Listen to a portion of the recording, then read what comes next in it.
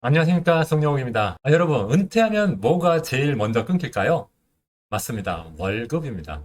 실제 통계에 따르면 한국인의 평균 은퇴 연령은 한 50세 내외라고 합니다. 그런데 평균 수명은 83세거든요. 30년 동안을 월급 없이 생활할 수도 있습니다. 월급 없이 내가 뭘 먹고 살까 걱정들 하시죠. 하지만 방법이 있습니다. 퇴직 후에도 월급이 자동으로 들어오게 하는 공식. 오늘 연금, 투자, 절세 이 세 가지를 어떻게 세팅하면은 평생 월급 세기를 만들 수 있는지 말씀드리도록 하겠습니다.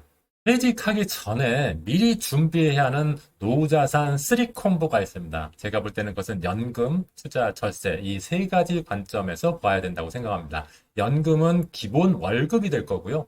투자는 보너스 월급이 될 거고, 절세는 숨은 월급이 될 것이기 때문에 그렇습니다.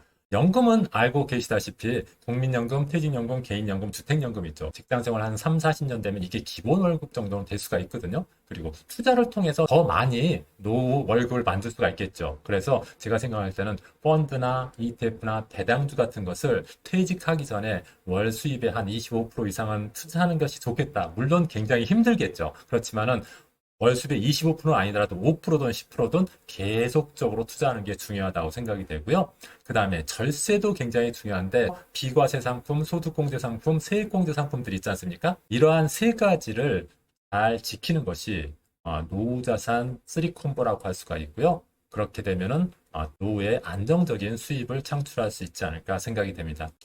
첫 번째, 연금은 평생의 기본급이라고 생각하시면 되겠습니다. 그래서 은퇴 전까지 네개의 연금은 반드시 쌓아두는 것이 좋겠다. 이렇게 생각이 되고요. 국민연금 같은 경우는 국가에서 지급하는 기본급이지 않습니까? 그래서 국민연금은 최대한 많이 받는 게 중요합니다. 국민연금은 종신토록 지급되기 때문에 많이 받는 것이 중요한데 그것을 위해서 혹시라도 중간에 미납한 부분이 있으면 추납 같은 것을 활용하는 게 좋겠고요. 그리고 60세 이상인 경우에도 납입할 능력이 된다고 하면 계속 가입 제도를 통해서 국민연금 가입 기간을 늘려주는 게 좋겠고요.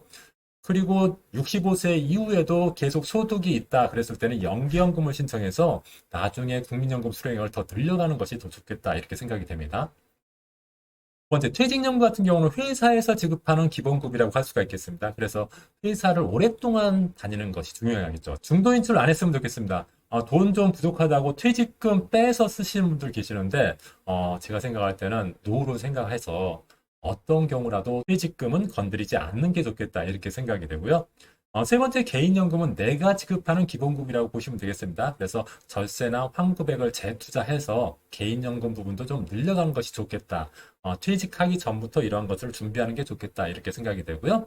주택연금은 내가 지급하는 기본급이고 또 국가에서 평생 보장해주는 연금이라고 볼 수가 있습니다. 그래서 퇴직하기 전까지는 내 집 마련을 꼭 하고 그리고 퇴직하기 전에 가능하면 집과 관련된 대출을 많이 상환하는 게 좋겠다. 이렇게 준비하는 것이 노후를 위한 기본 준비라고 저는 생각을 합니다. 다음 투자는 보너스 월급이라고 했죠? 그럼 어떤 상품을 어떻게 투자하는 것이 좋은지 이런 부분에 대해서 말씀드리도록 하겠습니다. 저는 개인적으로 일반 펀드나 ETF나 배당주 중심으로 투자하는 것이 좋지 않을까 생각이 됩니다. 사실 이러한 펀드나 ETF나 배당주가 원금 손실이 가능하고 크게 손실도 가능한 분들입니다. 하지만 소득이 있을 때, 월급을 계속 받고 있을 때, 장기로 투자하는 경우에는 오히려 그런 위험이 점점 줄어들고 수익이 날 가능성이 크거든요. 만약에 단기에 6개월, 1년 만에 이런 펀드나 ETF나 주식으로 큰 돈을 벌겠다. 그런다고 하면 전 절대 반대입니다. 그런데 10년, 20년 동안 계속 분산 투자하고 분할 투자하고 장기 투자의 관점에서 이러한 상품들을 운용한다. 그랬을 때는 저는 찬성이고 그런 투자가 좋다고 생각을 합니다. 그래서 일반 펀드에 가입을 한다고 하면 가치수 펀드나 성장수 펀드, 배당주 펀드에 계속 매월 분산 투자하는 것이 좋겠다고 생각되고요. ETF 같은 경우에는 국내외 ETF로 좀 나눠서 투자하는 게 좋다고 생각합니다. 너무 국내 ETF만 투자하거나 또는 해외 ETF만 투자하는 것보다는 각각 한 50대 50으로 나눠서 투자하는 것이 좋지 않을까 그렇게 생각이 되고요.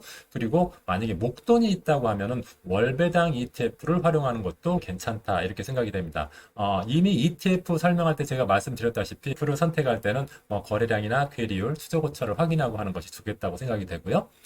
배당주 같은 경우에는 어느 한 종목에 투자하는 것보다 그 배당주도 한 4개 정도로 나누어서 한 배당 수익률이 5% 이상 되는 종목에서 선정하는 것이 좋지 않을까 이렇게 생각이 되고요. 이러한 펀드나 ETF 배당주 투자하는 경우에는 반드시 지켜야 될 것은 몰빵하면 안 된다. 그래서 최소한 분산 투자 4종목 이상으로 분산을 하고 그 다음에 연 12회 이상 분할 투자 그러니까 매월 적립식으로 하는 것이 좋다고 생각이 되고요.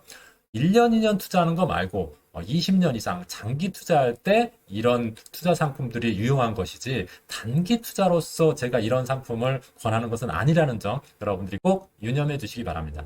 다음 절세는 제가 숨은 월급이라고 했죠. 근데 절세와 관련된 절세 삼총사라고 하는 것 그리고 노란우산 공제를 적극적으로 활용하셨으면 좋겠습니다. 절세 삼총사 하면 보통 ISA 그다음 연금저축 IRP를 말합니다. ISA는 비과세도 되고 손익통상도 되고 그러니까 고금리 예적금, 고배당 ETF, 고배당주 이런 것들을 활용하면 좋은 계좌라고 볼 수가 있고요.